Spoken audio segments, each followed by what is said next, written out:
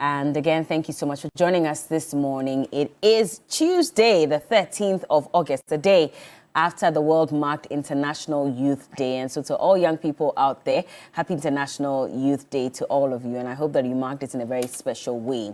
I mean, for the NDC, yesterday was a major day for them, especially because they launched their Youth Manifesto. And so we'll be focused heavily on that for the big issue this morning. We'll highlight a number of the things that were said yesterday, and we'll borrow into it and see what exactly the plans are to ensure that there's enough funding, especially for some of these policies, and what the feasibility studies have been prior to this announcement. But again, you can watch us on social media this morning at TV3 Ghana on Facebook. We're streaming live and would love to hear from you while you watch us. And so if you also have any thoughts about the manifesto yesterday that was launched by the NDC for the youth, you can drop those comments while you're watching us. They are real-time comments, and so we'll see them while the show goes on, and I'll try and read as many of them as possible. Again, at TV3 Ghana on Facebook with the hashtag TV3 New Day. You can find us on X and Instagram at TV3 Ghana. And just a reminder that you can also win some cool cash this morning with Cash Out. Just dial *439# and select option 2. A big thank you to the community members at Kase Lorry Station in that dark constituency. Yesterday, Community Manifesto was there, and we got to interact with the people who are complaining about lack of factories and bad roads, no street lights, etc. But at the same time, they are also commending both the MP for the area and the DC for the area, who are both women, for some tremendous work they've done to improve conditions within the constituency. Is there a lot more to be done? I believe so, and I do hope that our leaders will take action as much as possible. This morning, Community Manifesto will be coming away from Sege constituency, also in the Greater Accra region, and so look forward to that cookie. Should be coming your way with that. But in the studios, I have the MP for Tamale North constituency joining us, Honorable Alasan Suini. Good morning. Good morning. How are you doing? I'm terrific. Hope you're well too. Not bad. I hope the rain didn't mess up your plans Not this really. morning. Not You're really. good. I got out On earlier time. before it started. And incidentally, I drove into the rain because I didn't experience any sign of rain where I live. Yeah. So that's nature for you. I know, it can be a little weird. 1 minute you're driving on dry road, and then the next minute everywhere is wet. But and sometimes you come through the wet road and then you get into a dry scene, and you are looking at other vehicles and wondering whether they will be thinking that you just sprayed your car with water. It's unbelievable. Yeah. God is amazing. But also joining us... Sorry, we need the rains more in the northern region, especially where farms are becoming very dry. Yeah. Last week, a number of mosques had to even organize special prayers for the good Lord to have mercy on us and shower us with rains. It has been very, very terrible this year. When was the last time it rained in the north? About 9-10 weeks ago. Wow. Yeah. Wow. And this is supposed to be the rainy season. I mean, the peak of the rainy season is supposed to be now. Is it planting season as well in the north? In fact, it should have been harvesting for some crops at this time, but many of the crops are stunted. By this time, you should have had maize, for example, in abundance, in the north, but many of the maize crops are stunted. Rice farms are almost wasting away because people have planted and there's no water. So it's really a dire situation up north. If care is not taken, we are going to experience some food shortages. The dams are not working because we should have all year round irrigation. Anyway. That's for another discussion. That is for another discussion. And it's the same challenge that the people in the Adak constituency are facing as well. So they are known for growing tomatoes and vegetables generally. And yesterday they were complaining that the rains haven't really come. They haven't been consistent. And so a lot of them are struggling with their crops as well. But also joining us via Zoom is Dr. Jonathan Asante Otre. He's a political analyst and a senior lecturer at the University of Cape Coast. Good morning, Doc. How are you doing? Good morning, Bella. I'm doing fine. And how are you doing? We're good, thank you. God keeps blessing us. And, I do hope that we have a fruitful conversation. You've had a good week so far? Well, maybe 1.5 weeks ago, I wasn't doing so well. I was down. But I can say I'm better now. So sorry about that. Was it health-wise or you were down because of the economy? Yeah, health. Okay. Okay, all right. Well, we pray for good health for you. We're also expecting... the economy can actually make you sick. The economy can make you sick, eh? Oh, but he said health, so maybe we'll leave it at that. I'm not sure what else could be the reason. We're also expecting Anaya Sapon from the Movement for Change. He's a political aide to Alan Chematin, so we'll look at that. But yesterday, like I said, the NDC launched its Youth Manifesto, and, there was a lot of pomp and pageantry. A lot of announcements were made. Some freebies were announced as well. One of them being the fact that if you are looking to enter the university, maybe from next year, and if the NDC should win elections, they're going to ensure that your academic fees as a level 100 student will be taken care of by government. And so you don't have to worry about that. But the concern then would be for continuing students, level 200, 300, and 400 as well. If they are not able to afford, what is the plan? The NDC says that they are going to ensure that the Students' Trust Fund loan as well will be available to support some of these students. That's not the only announcement they made. They sort of expatiated on the 24-hour economy, and now they've given it a slogan, 133. I'm sure you're wondering, what exactly does that mean? Let's go back to the UPSA auditorium yesterday where the launch of the Youth Manifesto took place and hear more from the president and from other youth activists who belong to the party. I don't know if you're excited about the few policies I've mentioned yet, but if you're not excited, I'm sure the next one is going to shock you. I want you all to say with me, no fees stress. No fees stress. What are we saying? President John Mahama is simply promising that, one, for all university entrants into level 100, you are not paying academic fees.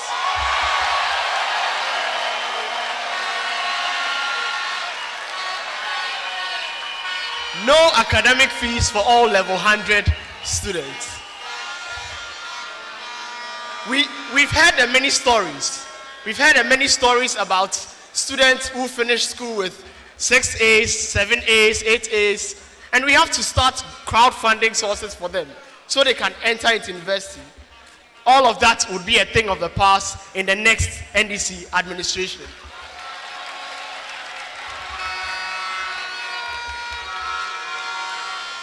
The second part of this policy is the Student Loan Trust Fund Plus.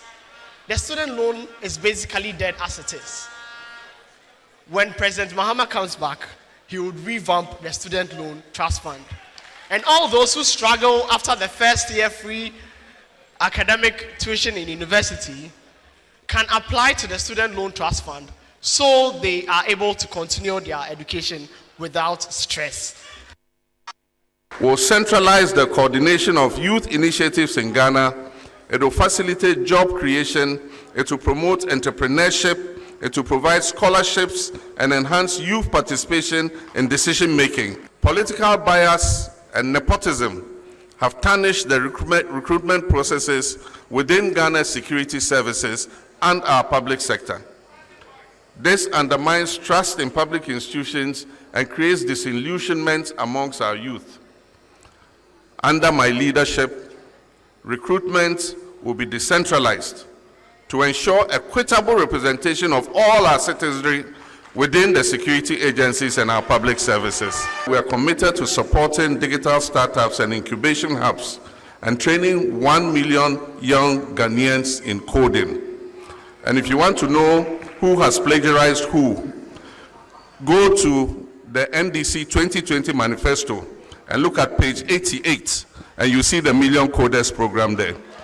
Additionally, we will invest the equivalent of $3 billion in collaboration with the private sector to build a vibrant technology and fintech industry. And that's former President John Dramani Mahama. Good morning as well, going out to lawyer Eduzi Tamaklo, who's watching this morning. I hope you're well. But let's just touch on a few of the things. So I mentioned as well 133. Well, they call it Formula 133, and that's tied to the 24-hour economy. So they say same job, 3 shifts, 3 people. that's basically what the 24-hour economy will represent, and that's how they intend to roll it out. There's also their National Apprenticeship Program, and they're talking about the Ejumera Program. It's a special starter policy that's aimed at facilitating the creation, tracking, and mentoring of a minimum of 10,000 businesses by young people every year. And of course, a no-fee stress, free tertiary education for level 100 students. There's bed for all, free tertiary education for persons with disability, and more. Let's borrow into this a lot more and understand exactly what it means. So Elijah, I'll come off to you. I mean, yesterday for you, what stood out the most out of all the policies that were announced? Well, it's difficult to say which one was more significant than the other. Let me take one step back and say good morning to our viewers, especially the very good people of the Tamale North constituency. And also to congratulate all the youth of Ghana and around the world for the day like yesterday, which was reserved to celebrate youth. And also to remind us of, to remind the youth of our immense power, to cause change wherever we find ourselves. And I pray that we will all live up to the challenge and take up the opportunities that exist to improve upon ourselves and to contribute to the growth of our respective countries. And I also especially want to congratulate the NDC Youth, led by Pablo, for the, very, very successful programs that it organized yesterday to coincide with this day. I think that yesterday was for the NDC youth, and we need to celebrate those who put the programs together. For the NDC youth or for all youth in the country? I'm congratulating the team. The team. I just think that they made yesterday in Ghana about the NDC youth. And also it was to highlight why every other young person should belong to the NDC. And so, yes, it may have been a day for the NDCU, but it was to market and highlight the NDC and showcase its platform and how, and why it is necessary for every other person, young person especially, to belong to the NDC. Because first, you had the manifesto launch, which was at the UPSA, which came up with all the programs and the policies that we intend to implement from January 2025 once His Excellency John Dramani Mahama is elected as president. And then later in the evening, you also had the town hall meeting at the Bukum Arena, where His Excellency President Mahama, stood and took questions from young people across the country and answered those questions, I'm sure, to their admiration. I was simply amazed by his level of depth and his understanding and appreciation of the challenges that the youth face in this country and the energy that he displayed, because it was like he spent the entire day with the youth, first in the morning at the UPSA and later in the evening at the Bukum Arena. So I think that we need to congratulate the team that put the programs together. And now to the things that came up, the policies and the programs. I've already said that it's difficult to pinpoint one as the most significant. But clearly I can see that the discussion is around the proposal to make academic user fees free for level 100 tertiary students. But let's not also forget about the promise to ensure that we have beds for all. This is very, very significant. If you talk to our students in tertiary schools today, especially those who are reporting to school for the first time, the biggest challenge they face after admission and after paying their fees is where to lay their head. And it is important that you have a party seeking to govern, show how it intends to deal with that problem, how it intends to resolve that problem. And His Excellency President Mahama was splendid when he talked about the vast lands that many of these institutions have and how in partnership with the private sector, we can have a uniform construction of hostels that will ensure collaborative management and to fix the burden of the no bed syndrome for students. Then you talk about the licensure exams. many teacher trainees are complaining about this, and I don't know of any profession that does that to its trainees.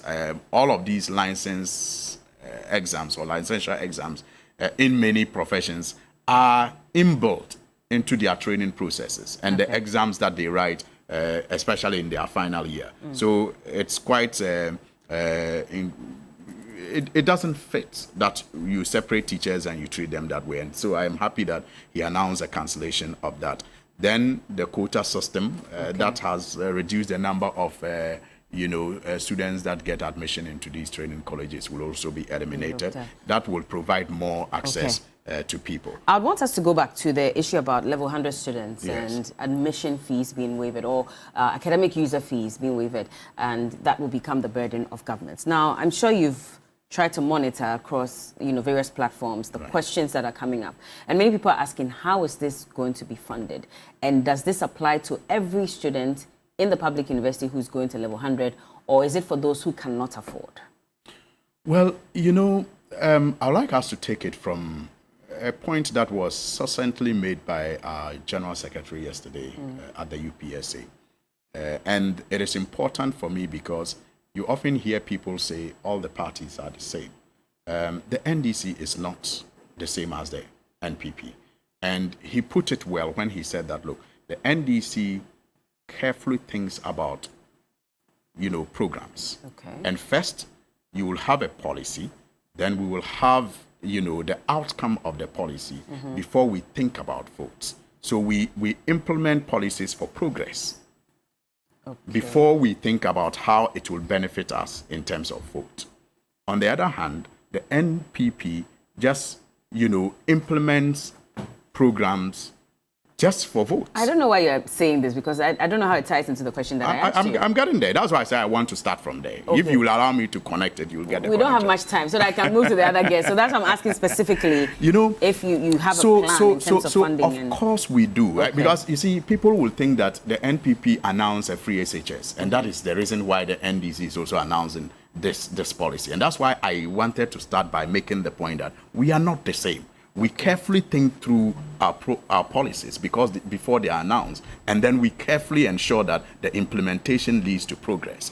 Now, historically in Ghana, tertiary education used to be free.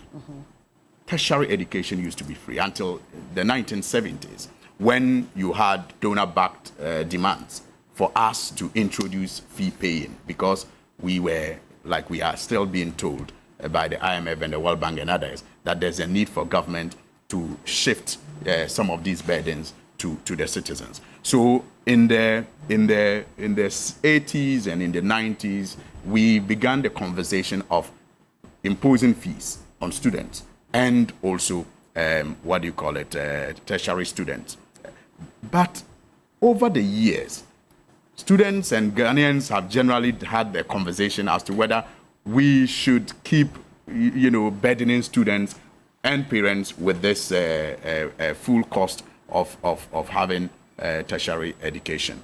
And it led to agitations, and we moved from full fee paying to cost, cost sharing, which brought about the introduction of Get Fund, where Get Fund was to support, academic facilities. So it has been a long-standing conversation, but most importantly, historically, is it doable? I will say yes, because we have done it before as a country. We have made tertiary education free before in our country. And even in our constitution today, the 1992 constitution, we anticipate that tertiary education will be free. That is why it is stated that education will be progressively free. So progressively free means that at the end, that is the tertiary level, it should be free at some point. And the question is, are we there? Is there a need? Bella, in my constituency, in fact, a year or two ago, I began a similar policy. The biggest challenge, and that's the question, that answers the question of whether there's a need. A biggest challenge of every prospective tertiary student is admission fees, or what we call academic user fees.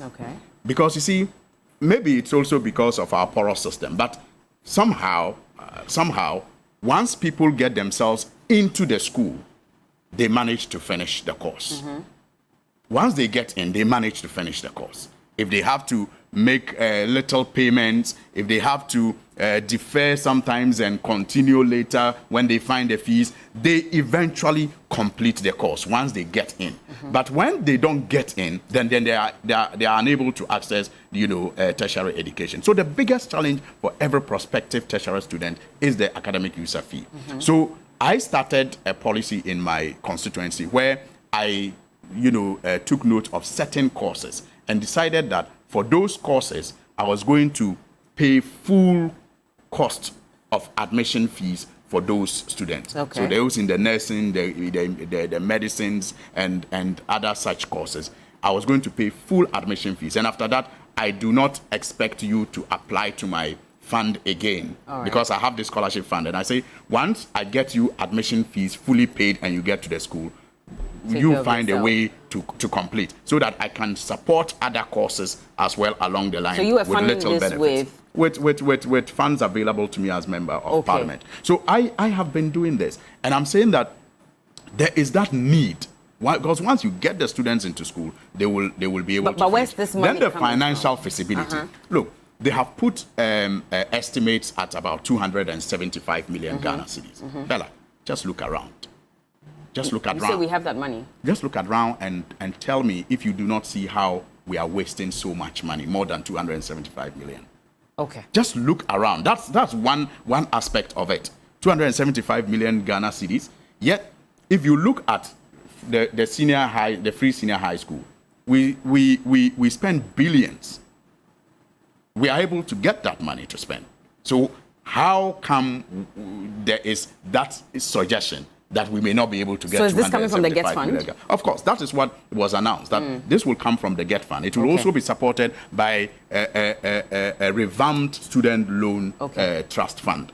But you see, we will have to tweak the GET fund law because it was set up to support academic facilities. Yeah. So once we do that, and we uncap the GET fund, because currently it is being capped. Yeah. This government is so gluttonous that every money that is anywhere in any institution at a certain level, they want it to come to the center so they can mismanage it like they have always done. But we are saying we'll uncap it. And once we uncap it, GET fund alone, per the estimates, can make about 4 billion Ghana cedis, a year. Fund this. A year. And out of 4 billion, 275 million Ghana cedis shouldn't be difficult for GET fund to use to support. All right, I'll let you hold on to this, and I'll come back to that question of whether we're targeting specific people or not. But let me also introduce Nanaya Sapon. He's a political aide to Alan Chemati. He's just joined us. Good morning.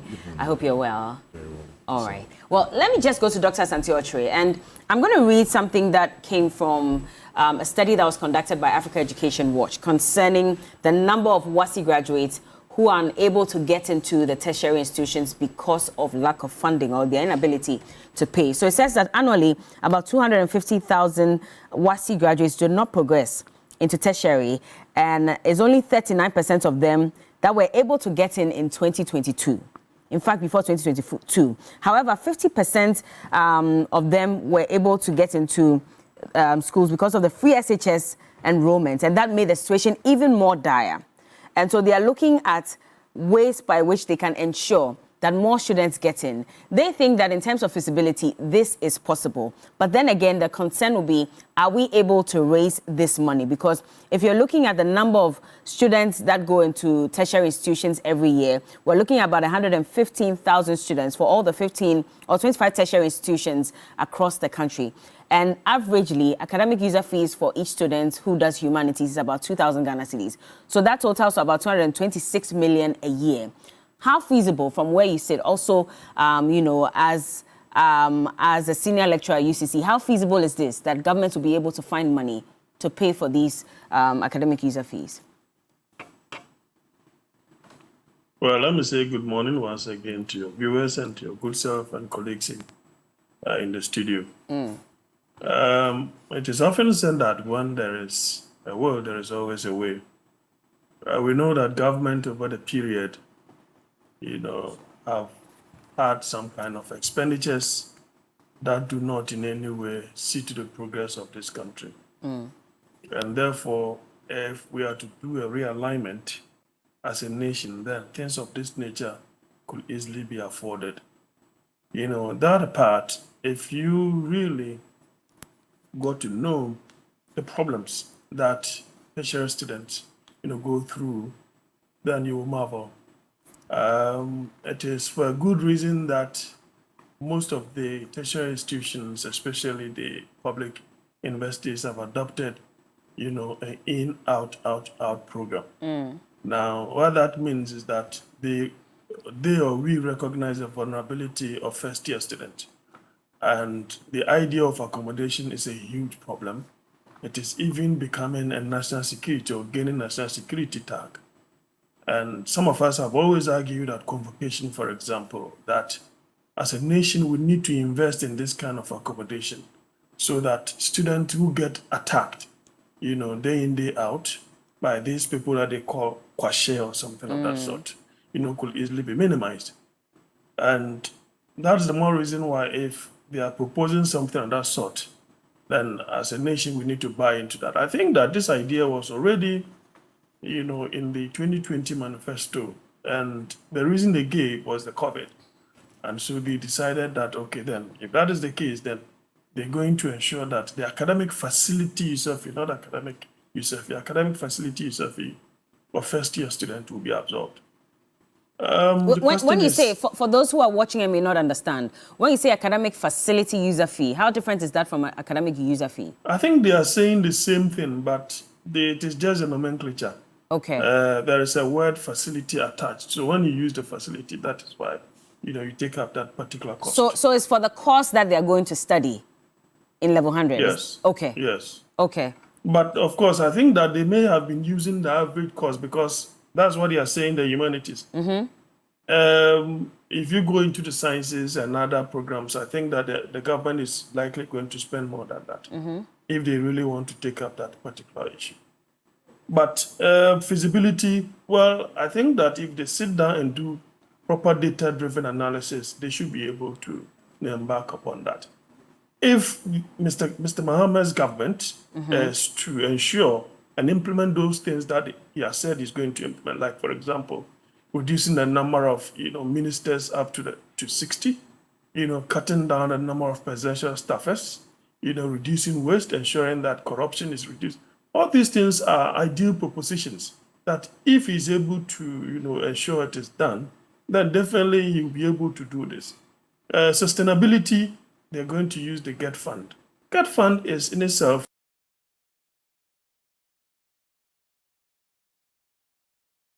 has huge problems. And I'm told we have leveraged it as part of the loans that, our current government, took. So it is equally something difficult. But once there is a change, probably they should be able to put their act together and ensure that things are done. Once there's a change, what kind of change are you expecting? That what they uncap GET Fund? Oh, certainly, they should be able to do so. But you see, there's a backlog. So if there's that. Yeah. Sorry, Doc, there's a backlog. So if you look at some details that have been given, as of January 2024 this year, we're told that there was a backlog of 50 million Ghana cedis that was owed to students from the students' loan trust fund, for example. Now, by June, they had paid about 20 million. So there seems to be a backlog of about 30 million. As it stands now, we're not able to fully pay the fees of some of these students who require loans to stay in the tertiary institutions. That has to be sorted before we even think of providing free tuition for some of these students, which is why many people are asking that, is this really possible? And do we have the money for it? Is GET Fund and the Students' Trust Fund loan the safest place to go and draw more money from when we owe students already? Well, if we think of the problems that we are in, then obviously we will not be able to protect the vulnerable in society. We don't have good roads. If you watch your sister stations, you see, water, kind of water. Some of the villages, those in some villages are drinking in this country. We have a myriad of problems. One way that, the politician will be able to ensure that the ordinary Ghanaian benefit is by making less money available to the politician and making more money available to the ordinary and the vulnerable Ghanaian. So once we don't have much and the little goes to the optimization or optimizing the benefit to more Ghanaians, then it means that we are utilizing or we are benefiting from the largesse of democracy. I think that is the best way to go. People are definitely going to ask about the sustainability because you see, in the tertiary institution, we still have a lot of problems. Look, most of the infrastructure that we are building in the tertiary institutions are done by IGF. Government hardly do little. Even the, the subventions that come, sometimes about 3, 4, 5 months, they delay. So the investors use IGF. So if the government intends to do this, Mr. Mahama's government intends to do this, it is good. But they shouldn't also forget issues like water and electricity.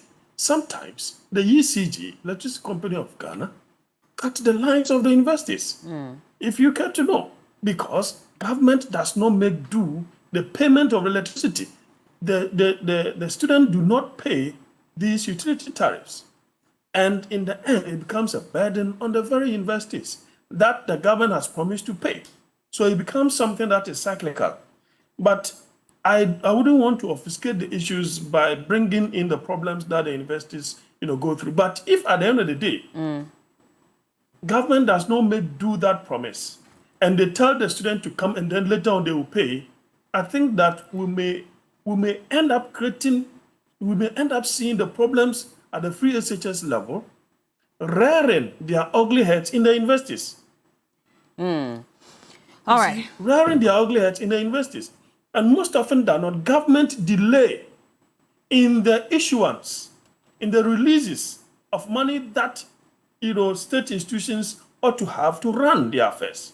So if this is going to be a flagship program of Mr. Mahama's government, and which I believe, because of the benefit of hindsight, having been out of government and wanting to come back, which I believe he should be able to implement this, then they must be up and doing and ensure that we do not see the problems that we are seeing in the FreeSHS, right, coming up into our investors. One of those problems would be, and if I can ask you briefly before I go to Nanayao, the concern about whether this should be targeted to students who actually need the funds or whether it should be open to all level 100 students. What would you say?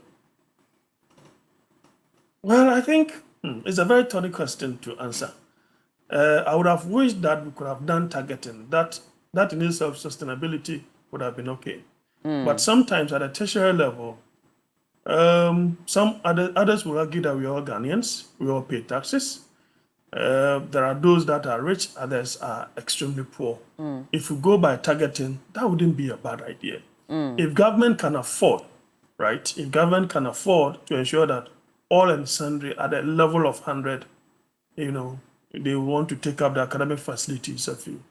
Why not? But I just don't want a situation where it will become a 9-day wonder and they will create more problems for the investors. That is something that I wouldn't want, because already the population is increasing. The population is increasing astronomically. And it doesn't have, corresponding infrastructure development.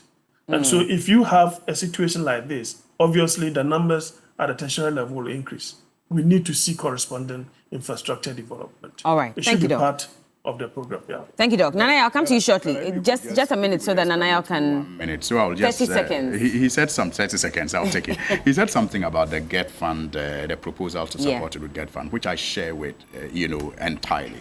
And that is why, as a party, after the youth organizer spoke about using GET Fund to support it, you would have realized that when you asked me the question this morning, I was telling you about how there's so much waste in the system and how GET Fund has already been encumbered. But we'll have to even change the law. But clearly, what I've heard His Excellency the President speak about is the fact that he is willing to lead by example by reducing waste and by cutting down on government expenditure. 30 seconds up. 30 seconds up. Yes. Let me give Nanaya the chance to speak. Ghana cedis on the government. We'll come back to you so that you can speak on this matter. But just quickly, good morning, Mariam Adam. She says that people who are saying, where's GM going to get all these monies to create jobs or pay the fees of our children in entering university, it's going to be possible because if the stealing, corruption and reduction of his ministers, well, and he also reduces his ministers, he'll definitely achieve his plans. The stealing is too much. Pascal says, I'm for President Mahama, but that doesn't mean that I cannot question him.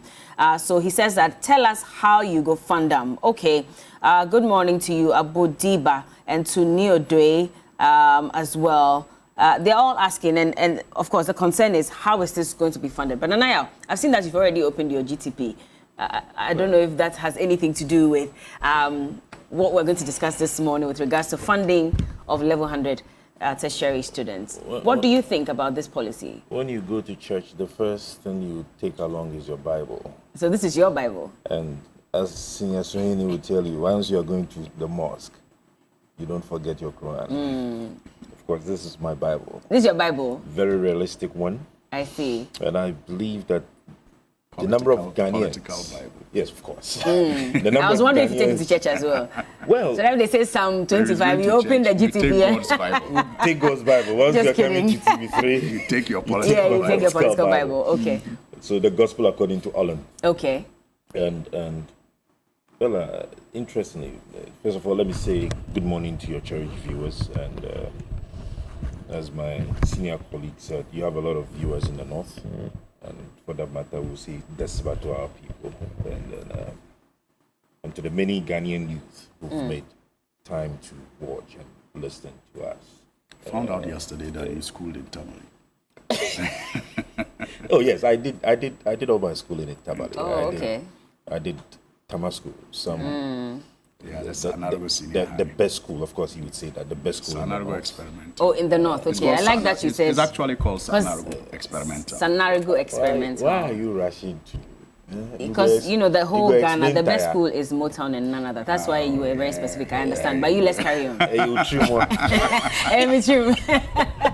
Carry on. Anyway, so it's interesting how all the political parties today are trying to push a youth agenda. And of course, when Alan had declared his intention to contest as an independent presidential candidate, having left the political party in which he was, he stated clearly that this election was about the youth.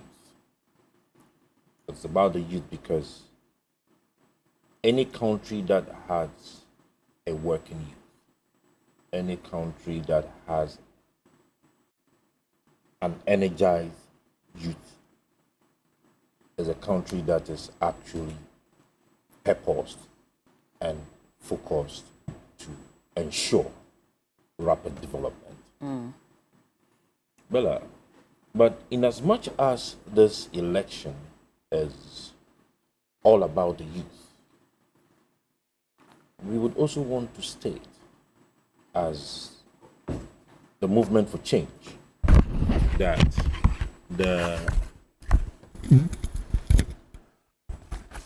youth should not just be given promises by these political parties and political entities who seek the election. And I would encourage my colleagues, because I'm a very young man, to study, to peruse critically every single policy, every single statement that will be made by any of the individuals who seek our political mandate. Bella, I did listen to the NDC when they launched their Youth Manifesto. And I raised very critical questions, of which my senior colleague, Doug, had also raised.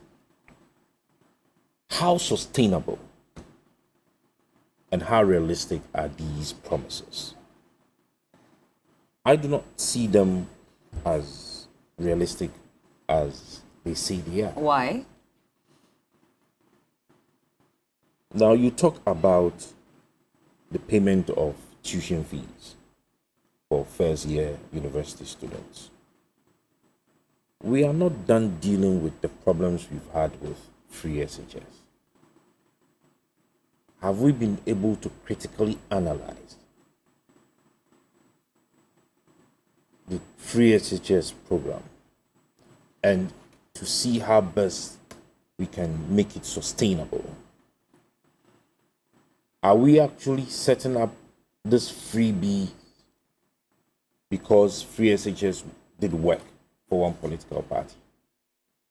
Funding would be very critical. And as you rightly said, if you're telling us that the funding of this is going to be from the GET Fund, what is the current situation of the GET Fund? From which sources are we going to pull together money to GET Fund in order to finance this promise that you have made? But you've listened to Alaji. He says that we need to uncap the GET Fund, and there are other ways by which we can save monies that are being wasted. It's just English. It's English. And you know, you and I, we know. When you have asked me, I will tell you that we would cap it, we are going to cut the waste. But how are we going to do it? Saying these things are very easy. But actually coming out with the implementation strategy is a problem we have. And that is what we are looking out for. I do not think that the many Ghanaian youth out there are looking out for freebies. No. They are looking out for how they can sustain their lives by themselves. By themselves. But if I'm a So student, if for example, if you're a student and you would have somebody like Alan Tremantin who comes to tell you that in as much as you're a student when you are on holidays, you would find yourself attached to an industry for 6 months internship that would help you develop entrepreneurial skills, that would help you sustain your own life, that you will not depend on government for employment when you are done with school. Hold on. But that's employment. That's not employment. No, you're just talking about how... When TV3 has put up advertisement, they look out for experienced hands. Am I right? I get you. So but are we not jumping the I'm gun not with your jumping the gun. explanation? I'm not Okay, let jumping me the let you gun. land then so I can understand. When you are training us, aside the book that we have, how are you preparing us for the job market? Have we looked at that? I am not saying that paying the tuition fees of first-year students are not good. But what happens after first year? Well, that's where the Student Trust Fund loan comes in, which is what they said will and I have support. asked a question. What is the situation of the Trust Fund loan? What is the situation of the GET Fund? Are we dealt with that yet? We should not limit the conversation of the youth to just university students. I mean, the average Ghanaian finishes university education at the age of 23, 24, thereabout. 23, yeah. How many of them are in the system that are not employed? Have we sat down to actually establish the reasons why they are not employed, such as not having skills? Why are we not looking at putting in measures to be able to infuse or synchronize the job market and the academia? Yeah, but if you don't get the students in, how do you synchronize? Which is what I'm trying to understand. So just look at this. Africa Education Watch, 2022-2023 academic year, they said there were about 420,000 students who wrote the WASI. Only 32% of them were able to move into tertiary. So that means that about 60% of those who wrote the WASI passed the 4 core subjects. They got between A1 and C6. But there were financial access barriers. And so only 32% of them were able to move in. And so if you're talking about ensuring that we prepare these students for the job market link the two, what I'm trying to understand is, should we not address the issue of financial barriers to get them into the school, and then we can address the issue of connecting their courses to the job market? I said that there are sources of funds towards ensuring that we get access to the tertiary education. How sustainable is that? We all agree that financial problems are there. All right. But are we able to actually look at the sources of funding these students? And that is a question many Ghanaians have been asking since yesterday. We do not want the situation of FreeSHS. In fact, are the universities, traditional universities and technical universities, having the facilities, the infrastructure to actually absorb all of these students? Do they have? If they do not have, what is the plan? Do they even have the human resource base to be able to train all of these young guys when they get admissions into these schools. We shouldn't just jump the gun. Okay. We came up with FreeSHS without even thinking about the availability of facilities of these senior high schools.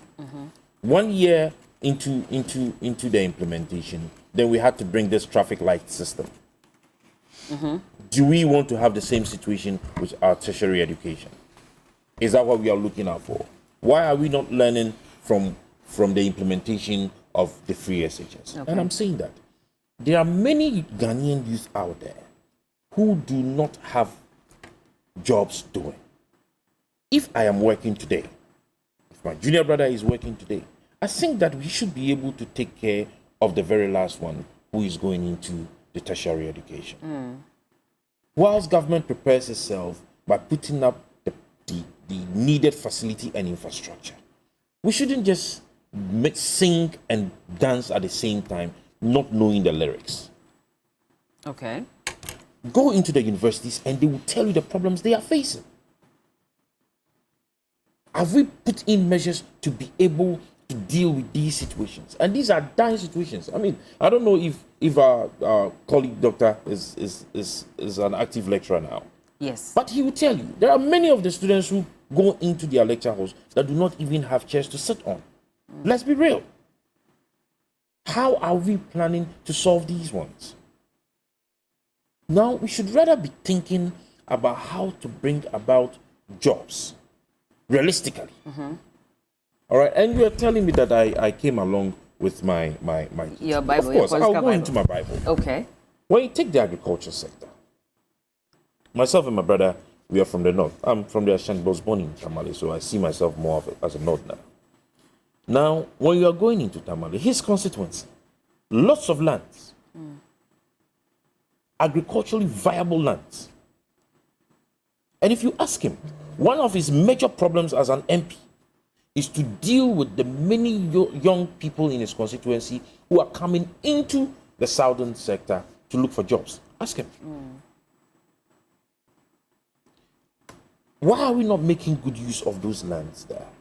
And Alan is saying that we will strengthen the mass participation in agricultural activities. And under it, he's saying that we will provide incentives to support services for youth to participate in agriculture. Why? Because agriculture is not even attractive today. But if there are incentives that are provided, just as being stated under the GTP, it will make it more attractive. Why is Agricultural Development Bank not interested in funding youth groups who have very good agricultural business proposals, but rather would find it easy to give money to myself and my honorable brother here, just because we are doing white-collar jobs? And we are saying there are many companies that do have spaces in their companies for employment. But there are reasons why they are not employing the people. And the reason why they are not employing the people is because they do not have the resources.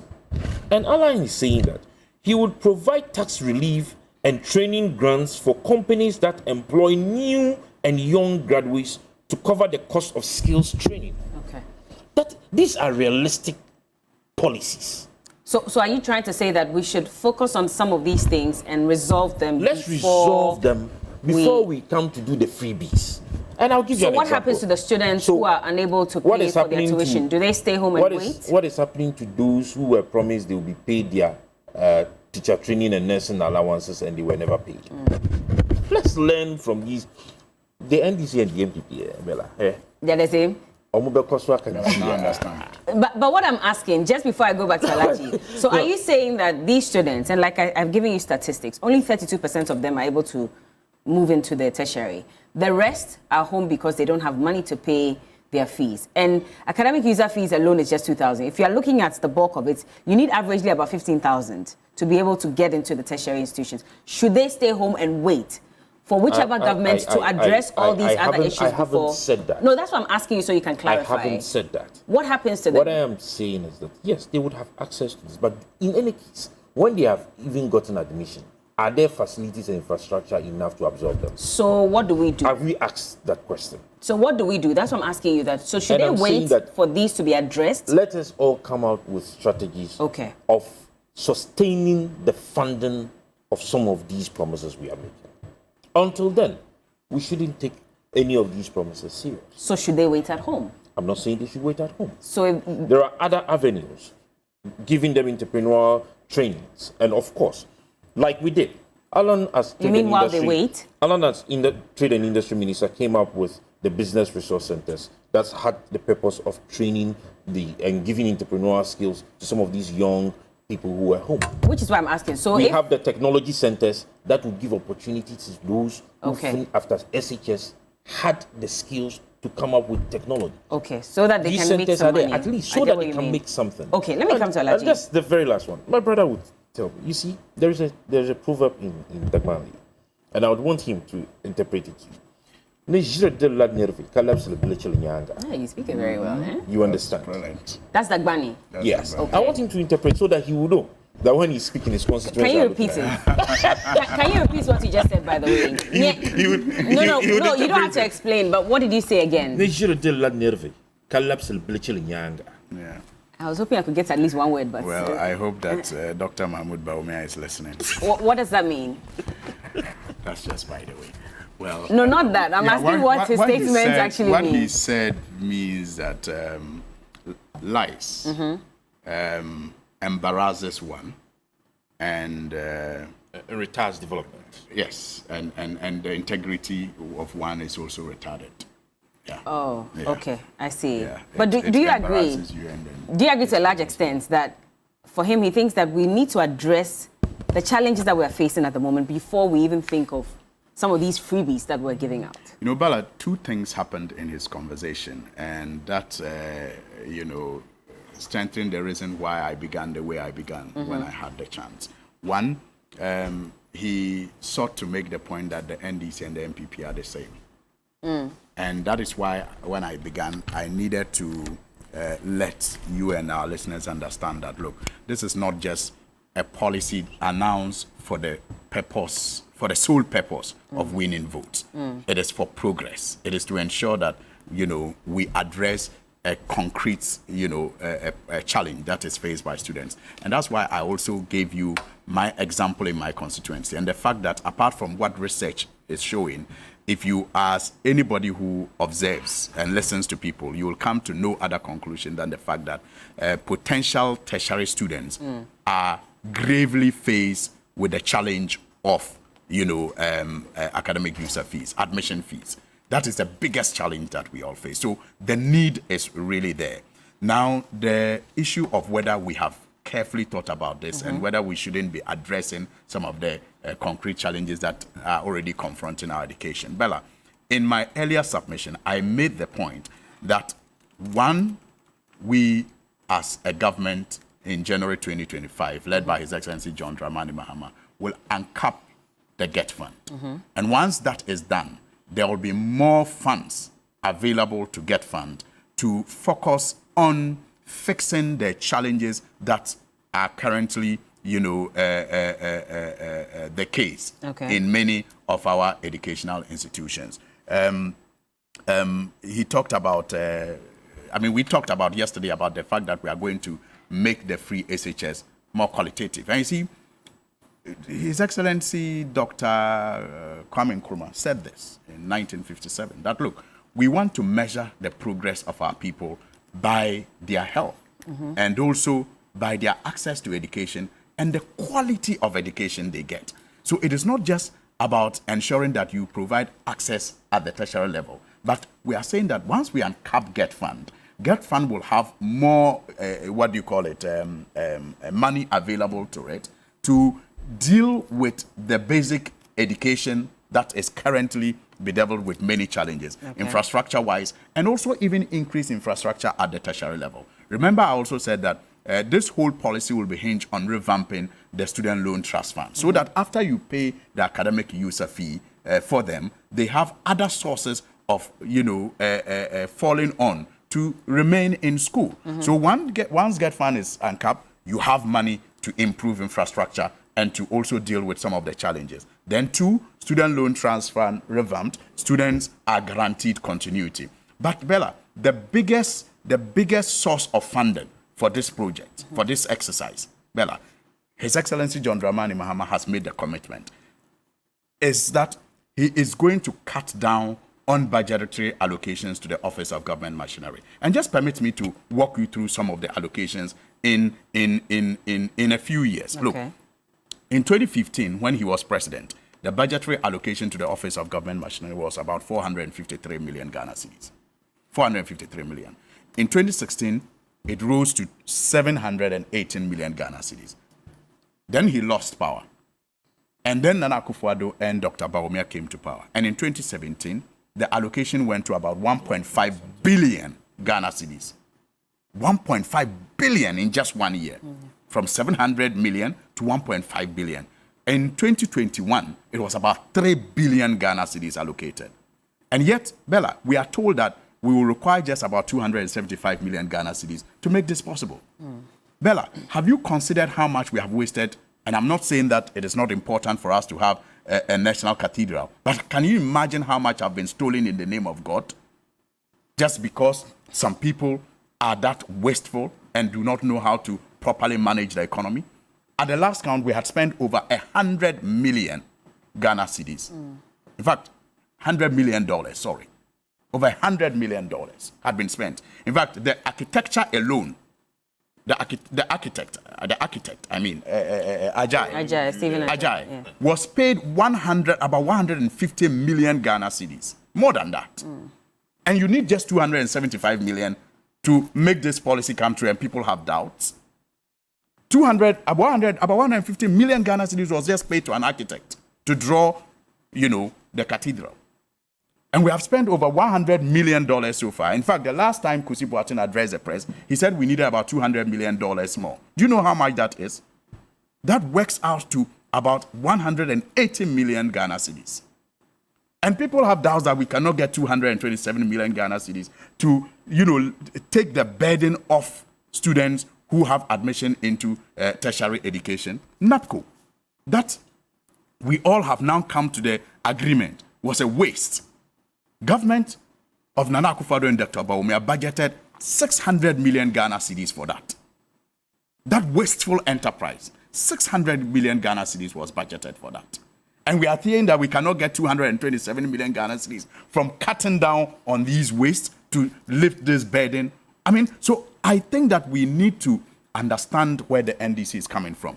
And I have said that historically, education has been free at the tertiary level before. It was in the 70s and 80s that we began introducing fees at the tertiary level. Again, constitutionally, our 1992 constitution anticipates that education will be progressively free.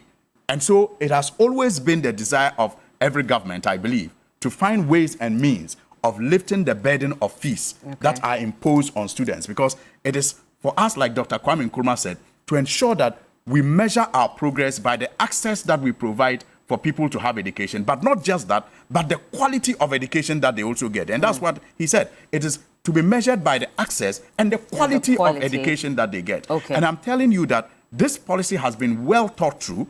And once you uncap Get Fund, once you revamp the Student Loan Trust Fund, and once you reduce allocations to the Office of Government Machinery, you are going to have a lot of money available to you as government to make this policy a reality. And that is aside of the corruption that we are seeing all around us. Once you begin to deal with corruption, like His Excellency has promised to deal with it, not just by investigating his opponents, but also ensuring that his appointees do not also engage in similar practices, the government is going to have enough resources at its disposal to make this policy a reality, and also to revamp our entire educational sector. So Dr. Santiago, so that brings us to the question of whether we should focus more on access or on quality. And linking it to, I understand what Alhaji is saying, but linking it to what Nanaya was saying, that maybe we should really look at revamping our tertiary education and all other forms of education so that we can adequately prepare students for the job market. Should that come before addressing issues with regards to access to education? Well, it's a matter of either putting the cart before the horse or the horse before the cart. Which comes first? What are our priorities? Every government obviously will have a priority. And I think that all those things Alhaji Suhini, Honorable, has outlined, they make a lot of sense. If only they will be able to do that. Most often than not, once a new government comes, they always seem to have that particular focus. It is only until later that they seem to lose their own path and focus. And I believe that someone who has been there before, having the benefit of hindsight, the kinds of things that he's saying, he should be able to do that. Some of us would have tried a different path altogether. I believe that paying parents well, so that they will be in a position to take the burden of their wards in educating them in itself will ensure that the economy grows. Be that as it may, there are people who whatever you do will not have the same, opportunities in life. And that's the more reason why we always have to protect the vulnerable. Now, if you look generally at what Mr. Mahama put across yesterday, what I see as a gap in our current dispensation is the fact that we are seeing our youth move out of this country in droves. And that is quite worrying because there's supposed to be a value chain. And that value chain is supposed to be you are born into the world. Your parents are in a position to give you education, that is schooling. And when you are done schooling, you should be able to get a job or create a job for yourself. That is the working environment.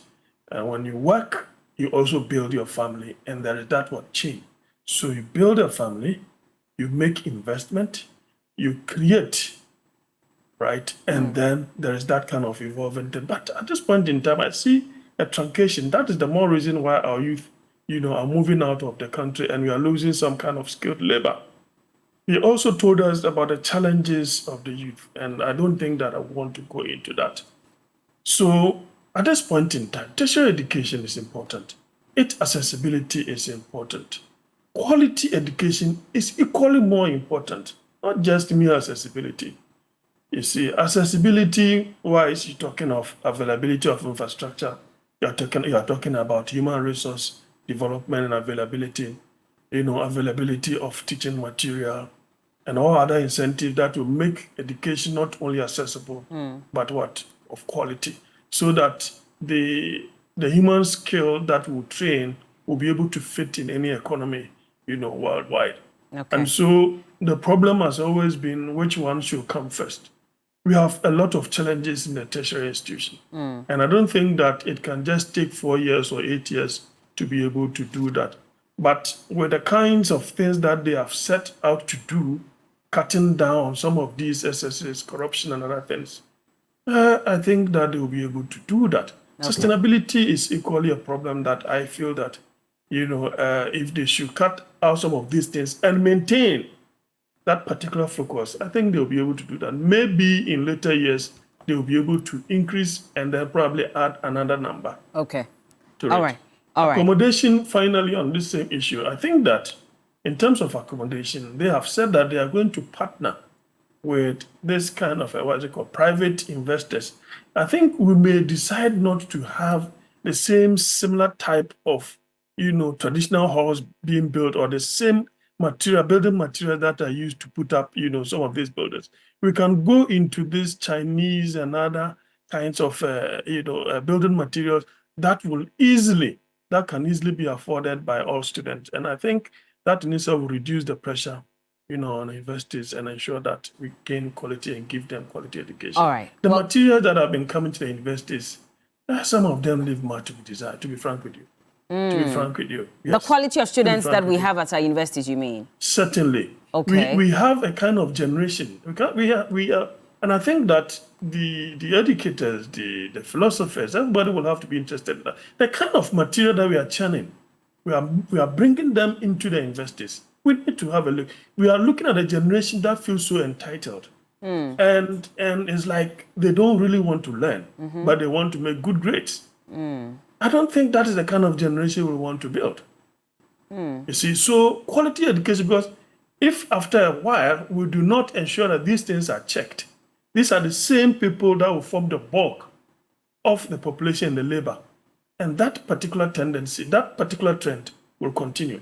And it does not really augur well for the future of this country. Okay, thank you, Doc. But that means that going all the way back to our primary education, because that is where they get their foundation, up until they get to the tertiary level. And it's not just Doc that I've heard complain about, even the quality of students that we have at our tertiary levels. Sometimes you listen to them engage, in dialogue over very important issues, and there's a lot, to be desired with regards to some of the things that they say. So do you also agree with that? And if that's the case, then does it go back to your statement that we should be addressing other issues? Of course. That was the argument I was trying to make. Let us deal with the matter. And not just because we are going into an election, then we come out with populist promises. Well, you see, the kind of politicians we have today, because of their thinking into the next elections, make promises that makes we, the youth, feel so entitled that we think that everything should be about government. But when we have given them a mindset change, as in the Great Transformational Plan, when we have given them the opportunity to refocus and to develop themselves, to have skills that are sustainable, well, Ghana would not be as we see it today. And I was saying it one time, that if you go to the airports in the evening, the number of young Ghanaians, these are trained brains who are leaving the shores of this country to go into Europe and other countries for greener pasture. It would amaze you.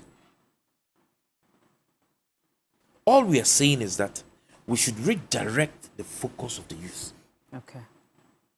From thinking that it is government that can help them, to understanding that when government has given them the needed and necessary foundation, such as refocusing the companies and giving companies incentives to train us, then we can make lives for ourselves. Okay. But I do not think that the young men and women out there would be interested in government paying for their fees and in government giving them those accommodations that they will be locking them up every now and then.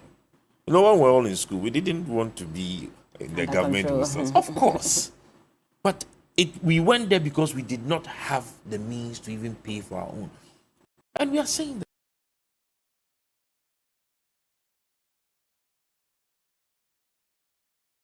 that today, if I am a trained young Ghanaian man, right, that is forward, or that has a sustainable source of income, or have an enterprise, and I get into a bank with my documents that I have been helped to actually develop by the business resource centers or the technology centers, the banks should be willing to even give me a mortgage into housing. Okay. And this is real. This is realistic. This is very sustainable. Are we not surprised that we have a lot of betting centers across? I have never been against betting, but how do we see you go to these places and you find young men and women sleeping in there? And when you have interviewed them, it is because they do not have jobs doing. How are we encouraging them to set up their own enterprises? How are we encouraging the banks to be able to help sustain these young men to actually put up? You see,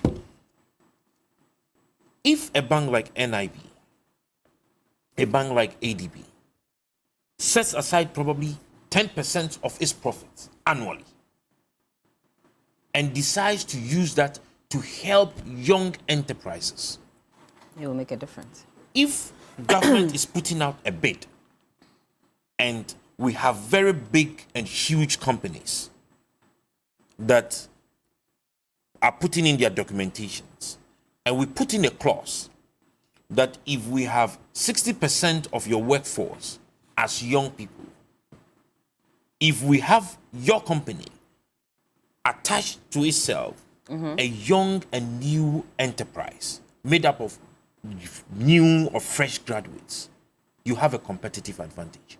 Okay. Do you not think that this is more realistic in actually help build our young people and giving them sustainable source of income?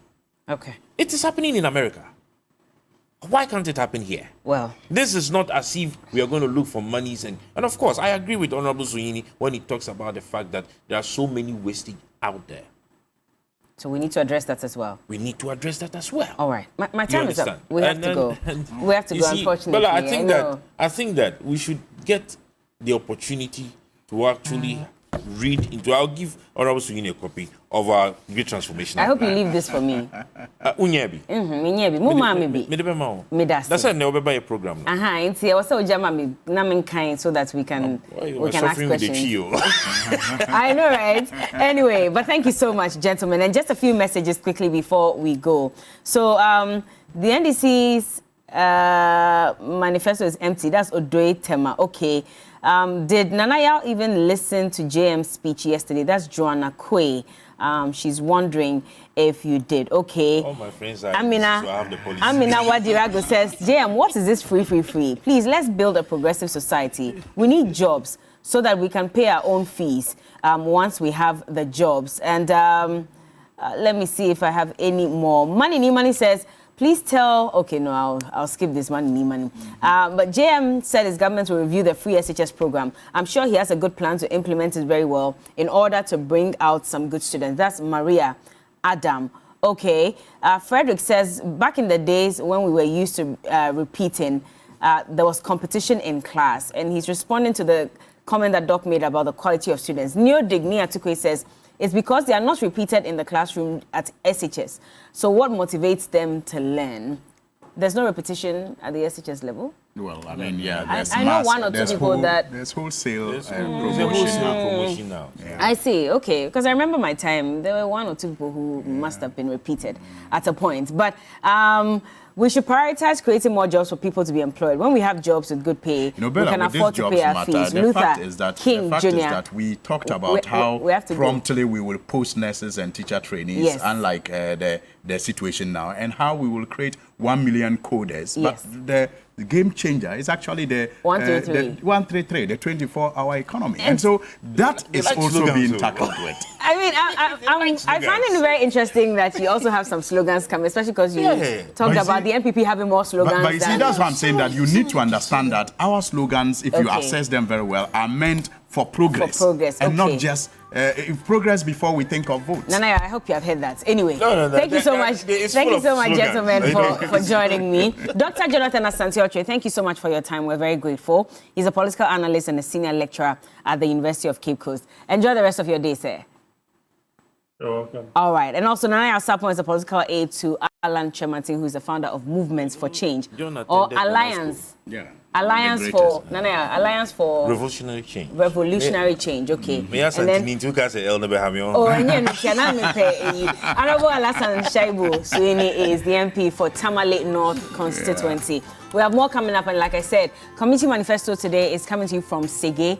Cookie will be bringing you that, and much later, the media is meeting Honorable Alan Kojo Chairmantin to ask him some questions, further questions about his great transformational plan, and I'm sure by tomorrow we'll discuss it. We'll also discuss 133, Formula 133 tomorrow. Our economy. But keep watching. This is TV3 Day. Thank you all so much.